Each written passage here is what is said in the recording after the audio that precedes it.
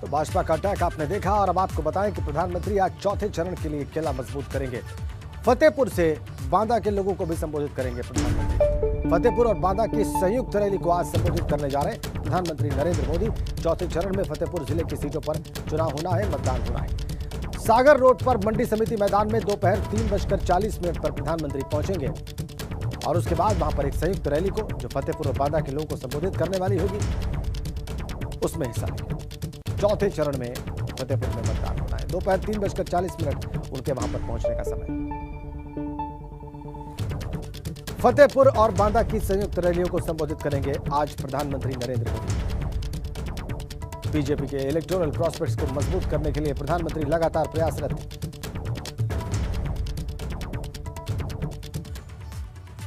और आपको बताएं कि फिरोजाबाद के नसीरपुर में इस वक्त अखिलेश यादव एक रैली को संबोधित कर रहे हैं। हो सकता है कि भाजपा के लोगों की आंख नहीं खुली होगी और उत्साह और जोश देख करके, और ये जो यहां से समाजवादियों के पक्ष में लहर चल रही है, फिरोजाबाद के लोग और सिरसागंज सुकाबाद के लोग, टूंडला, जसराना इस बार भारतीय जनता पार्टी की आंख खोलने का काम करेगा। जब से मुकेश वर्मा जी ने भारतीय जनता पार्टी को टाटा किया है,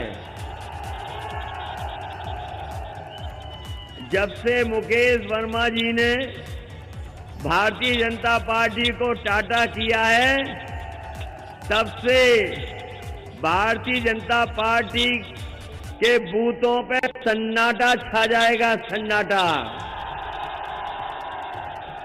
पहले चरण का वोट तो पता लग गया होगा, दूसरे चरण का भी वोट पता लग गया होगा, ये तीसरा चरण है और चौथा चरण तक समाजवादी पार्टी की सरकार बन जाएगी। पहला चरण दूसरे चरण में शतक लगा दिया कि नहीं लगा दिया, और रहा बचा हिसाब किताब, तीसरा चरण पूरा कर देगा और चौथे चरण के आते आते समाजवादी पार्टी की सरकार बन जाएगी। और जब 7वें चरण पे चुनाव पहुंचेगा तो भारतीय जनता पार्टी के बूथों पे भूत नाचेंगे, भूत। बताओ इन्होंने धोखा दिया कि नहीं दिया? भारतीय जनता पार्टी के लोगों ने झूठ बोला कि नहीं बोला? और इनके भाषण सुन लीजिए। इनका अगर छोटा नेता है, छोटा झूठ बोल रहा है, बड़ा नेता है तो बड़ा झूठ बोल रहा है, और जो सबसे बड़ा है वो सबसे बड़ा झूठ बोल रहा है। कह रहे थे किसानों की आय दोगुनी हो जाएगी। बताओ किसान भाई यहां मौजूद हैं सब, कितनों की आय दोगुनी हो गई? न खाद मिली, न डीएपी मिल पाई, और अगर किसान ने कुछ पैदावार भी की होगी तो उसका सही मूल्य और न कीमत सरकार दे पाई। बताओ ये नौजवान दिखाई दे रहे हैं, किसी को नौकरी नहीं मिली, किसी को रोजगार नहीं मिला। बताओ रोजगार नौकरी किसी को मिल रही है?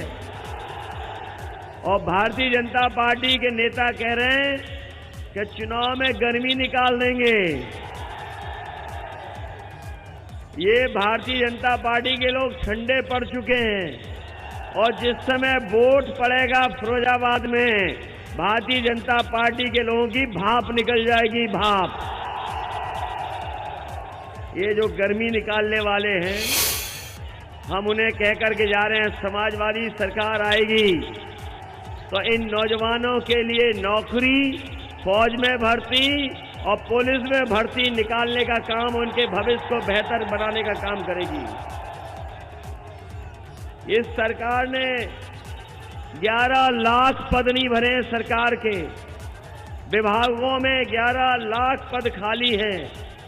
समाजवादी सरकार बनेगी तो 11 के 11 लाख पदों को भर करके नौजवानों को नौकरी रोजगार देने का काम करेंगे।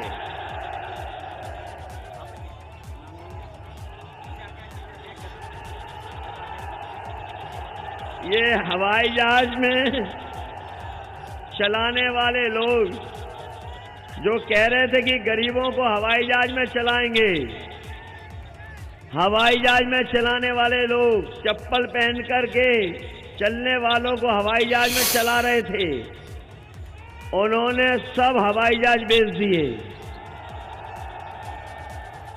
जहां हवाई जहाज खड़े होते हैं वो एयरपोर्ट बेच दिया, पानी का जहाज बेच दिया, पानी के जहाज जहां खड़े होते वो बंदरगाह बेच दिया। ट्रेनें बिकने जा रही हैं, रेलगाड़ी बिकने जा रही हैं, और रेलगाड़ी के साथ साथ रेलवे की जमीनें बिक रही हैं। बताओ, रेलवे की जमीनें बिक रही कि नहीं बिक रही?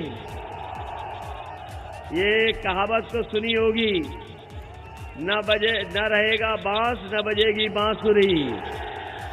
इसलिए धीमे धीमे सब बेच दे रहे हैं, जिससे आरक्षण से हमें नौकरी और रोजगार न मिल पाए। ये लोग जो हम पर आप पर आरोप लगाते हैं, वो जाति जनगणना नहीं कराना चाहते हैं। हम अपने पिछड़े दलित भाइयों को कह के जा रहे हैं कि बाबा साहब भीमराव अंबेडकर जी का जो संविधान है उसको बचाने का चुनाव है, लोकतंत्र को बचाने का चुनाव है, और पिछड़े और दलितों का, अल्पसंख्यकों का जो अपमान किया है, सम्मान बचाने का भी चुनाव है। और समाजवादी लोग सरकार बनने पर जाति जनगणना करा करके हर जाति के लोगों को स्थान और उन्हें सम्मान देने का काम करेंगे। बिजली 300 यूनिट फ्री देने जा रही है समाजवादी सरकार, सिंचाई फ्री करने जा रही है, किसानों को लोन के लिए कोई इंटरेस्ट नहीं देना पड़ेगा, इंटरेस्ट फ्री किसानों को लोन देने का इंतजाम सरकार से होगा। आलू के लिए अगर विशेष पैकेज देकर के किसानों की मदद करनी पड़ेगी तो मदद करने का काम भी समाजवादी सरकार में होगा। ये तो जानते ही होंगे फिरोजाबाद के लोग, सरकार बनने पर विकास होगा, काम होगा, खुशहाली लाएंगे। मैं जब आ रहा था तो देख रहा था दोनों तरफ बड़ी बड़ी सड़कें दिखाई दे रही हैं। ये सड़कें कौन बनाता? समाजवादियों ने बना दी। हवाई जहाज उतर रहे उन सड़कों पर। इसलिए आने वाले समय में हमें मौका और दोगे आप लोग तो और विकास कराएंगे, उत्तर प्रदेश को आगे ले जाएंगे। ये लोग जो कह रहे हैं कि गुंडा, अपराधी, माफिया, जरा ढंग से देखो कौन लोग अपराधी दिखते हैं, कौन लोग माफिया दिखते हैं। माफिया लोग वो हैं जो माफिया को क्रिकेट खेलने का मौका देते हैं। समाजवादी लोग कभी इस तरह का काम नहीं करते हैं। और मैंने पहले भी कहा, फिर कहता हूं कि जिन्हें कानून तोड़ना है, कानून से नहीं चलना है, वो समाजवादी पार्टी को वोट न दें। समाजवादियों ने 100 नंबर चलाई और 100 नंबर चला करके गरीब किसान की खेत में ही, घर में ही, गांव में ही मदद हो जाए, इसलिए चलाई थी, थाना न जाना पड़े। लेकिन इन्होंने हमारी 100 नंबर 112 करके पुलिस को भी कबाड़ा कर दिया। इसलिए आज, क्योंकि बहुत कार्यक्रम है हमारे, आज फिरोजाबाद से लेकर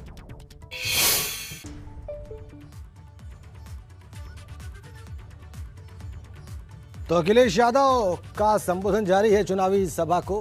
फिरोजाबाद में 5 सीटें हैं, वहां पर फिरोजाबाद में विधानसभा की, और वहां पर हमला बोला लगातार उन्होंने भारतीय जनता पार्टी की सरकार पर। हवाई जहाज बेचने का आरोप लगाया।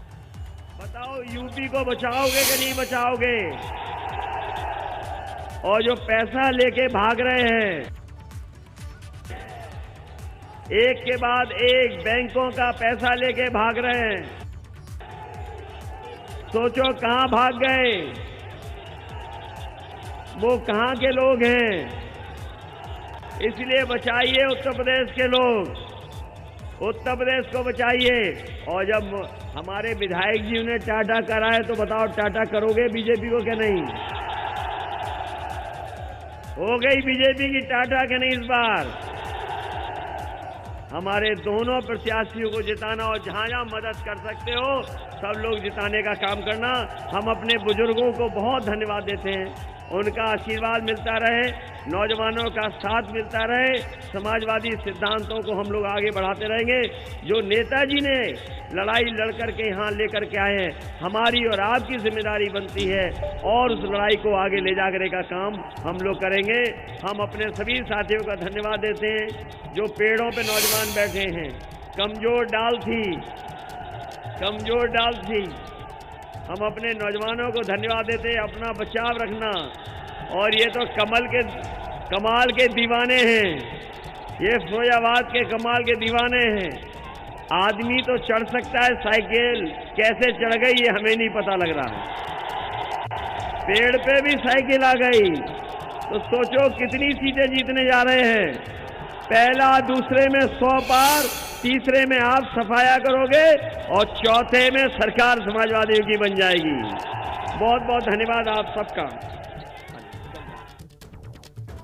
फिरोजाबाद के नसीरपुर में अभी अपना संबोधन समाप्त किया अखिलेश यादव ने। ताबड़तोड़ अटैक बीजेपी पर और बीजेपी की सभी सरकारों पर, केंद्र की भी और प्रदेश की भी, और बार बार कहते दिखाई दिए कि 2 चरणों में शतक लग चुका है, तीसरे चरण में सफाया होगा और चौथे चरण पूरा होते होते सरकार बन जाएगी। तो अखिलेश यादव ने आरोप लगाया कि एयरलाइंस बेची जा रही हैं, एयरपोर्ट बेचे जा रहे हैं, पानी के जहाज बेचे जा रहे हैं, बंदरगाह बेचे जा रहे हैं, रेलवे को बेचने की भी तैयारी है। इस प्रकार के आरोप अखिलेश यादव ने लगाए इस रैली में। यूपी में तीसरे चरण के चुनाव से पहले दावों का दौर, क्लेम्स का दौर शुरू हो गया है। भाजपा नेता जितिन प्रसाद और सरोजनी नगर से प्रत्याशी राजेश्वर सिंह ने कहा है कि भाजपा इस बार 300 से ज्यादा सीटें जीतने वाली है। स्पष्ट रुझान है भारतीय जनता पार्टी की ओर, 300 का आंकड़ा फिर से पार करने वाली है। और 2 चरणों के जो चुनाव हुए हैं, एक तरफा वोट पड़ा है भाजपा के पक्ष में। आप देखिएगा जो परिणाम आएंगे, पिछली बार का भी रिकॉर्ड टूटेगा। के विपक्ष जो है वो मुद्दा विहीन है, उनके पास ना कोई विचार है, ना कोई नीति है, ना कोई और ऐसा मुद्दे हैं, तो वो इधर उधर की बातें कर रहे हैं। जो 5 साल का कार्यकाल रहा है योगी सरकार का और आने वाले 5 साल में जो योजनाएं हैं मोदी जी के नेतृत्व में हो रहा है, वो उत्तर प्रदेश की जनता भली भांति जानती है और पूरा आशीर्वाद भारतीय जनता पार्टी को मिलने वाला है। समाजवादी पार्टी उत्तर प्रदेश में कहीं पे भी फाइट में नहीं है, कहीं पे भी फाइट में नहीं है। और भारतीय जनता पार्टी पिछली बार से ज़्यादा सीटें जीत के प्रचंड बहुमत से सरकार बनाएगी। सरोजनी नगर में हर कार्यकर्ता राजेश्वर सिंह है और यहाँ भारतीय जनता पार्टी 1 लाख वोटों से चुनाव जीतेगी। पहले भी उन्होंने अपराधियों के बल पे, वो सोचते हैं सत्ता आ जाएगी, फिर उन्हीं को चुनाव लड़ा रहे हैं। सोचते हैं पाकिस्तान को कहने से कि ये दुश्मन नहीं है, इनको एक समुदाय का वोट मिल जाएगा। कहते हैं एक परिवार के लोगों को चुनाव लड़ा के चुनाव जीत लेंगे, प्रदेश को जातियों में तोड़ के जातीय समीकरण से जीत लेंगे। राष्ट्र के आगे कोई समीकरण नहीं चलता। पहले सपा, बसपा, लोकदल सब एक साथ चुनाव लड़े थे, सीट आई कुल 5। तो जनता जानती है किसको वोट देना है और किसकी क्या विचारधारा है। चुनाव प्रचार अभियान की कड़ी में आज तमाम सियासी दिग्गज कानपुर पहुंच रहे हैं। आज वो रोड शो के जरिए प्रत्याशी के पक्ष में माहौल बनाने की कोशिश करेंगे। कानपुर में आज सुबह सुबह कैसी है सियासी हलचल, ये बता रहे हैं वहां पर हमारे संवाददाता रतीश त्रिवेदी। 20 फरवरी को तीसरे चरण के लिए मतदान होना है कानपुर में, और कानपुर में सियासी तपिश को महसूस किया जा रहा है। कार्यकर्ता डोर टू डोर कैंपेन में बिजी हैं, नेता भी लगातार जा रहे हैं और बड़े जो नेता हैं वो भी दिल्ली, लखनऊ से लगातार आकर माहौल बनाने में जुटे हुए हैं अपने प्रत्याशियों के पक्ष में। तमाम कार्यकर्ता हैं, समाजवादी पार्टी के हैं, बीजेपी के हैं, तुम आम जनता भी है। जानते हैं कि क्या माहौल दिख रहा है और कैसा बनता दिख रहा है। क्या माहौल दिख रहा है भैया? माहौल यही दिख रहा है भाई साहब कि माननीय अखिलेश यादव जी के नेतृत्व में सरकार बनेगी। जनता बहुत ऊब चुकी है बीजेपी से। मुद्दे क्या क्या हैं, क्या लोगों को समझाते हैं? जी हमारा कहने मतलब महंगाई तो चरम सीमा पहुंच गई। इससे हर आदमी घर में महंगाई घुसी है। हिंदू मुस्लिम वाली कोई बात नहीं, इनमें सबसे बड़ी बात महंगाई का ऐसा मुद्दा जो हर घर में छू चुकी है। मुद्दे तो देखा जाए बहुत है, ऐसे मुद्दे हैं जैसे आपकी बेरोजगारी सबसे बड़ी चीज़ है। दूसरी चीज़ महंगाई में आप देख लीजिए, जो सिलेंडर 400 रुपये का था आज 1000 रुपये का है। तो नेताओं के आने पर क्या प्रभाव पड़ता है? कोई प्रभाव नहीं पड़ने वाला। हमारी सीसम विधानसभा में जनता विधायक इरफान सोलंकी के साथ है और लड़ा रही उनको। बताइए क्या लोगों को समझाते हैं जाकर के? आप लोगों को जब नेता आते हैं तो क्या आप लोगों के जहन में आता है कि इनका मुद्दा सही है, इनका मुद्दा गलत है, ये सही बोल रहे हैं या झूठ बोल रहे हैं? हमारे विधायक हाजी इरफान सोलंकी जी बहुमत ला रहे हैं और बहुत अच्छे से जीत रहे हैं। आप बताइए क्या कारण, मतलब कौन से नेता को आप पसंद कर रहे हैं, किस नेता को इस बार जिताने जा रहे हैं? वही नेता जिसने 12 से 17 तक उत्तर प्रदेश में विकास की गंगा बहाई थी। जिस उस समय युवा हो, बुजुर्ग हो, महिलाएं हो, हर प्रकार का व्यक्ति सुरक्षित था। वही सरकार हम लोग फिर से बनाने जा रहे हैं अखिलेश यादव जी के नेतृत्व में और बहुत अच्छे बहुमत से जीतेंगे हम लोग। बताइए, आप लगातार अखिलेश यादव के लोग हैं जो कार्यकर्ता हैं, प्रचार कर रहे हैं, आप लोगों के जहन में क्या है? ऐसा है कि विकास के मुद्दे पर चुनाव हो रहा है। 2 साल का कोरोना का काल का समय रहा। माननीय विधायक जी कभी भी कोरोना काल में हमारे सड़क पे नहीं दिखे हैं।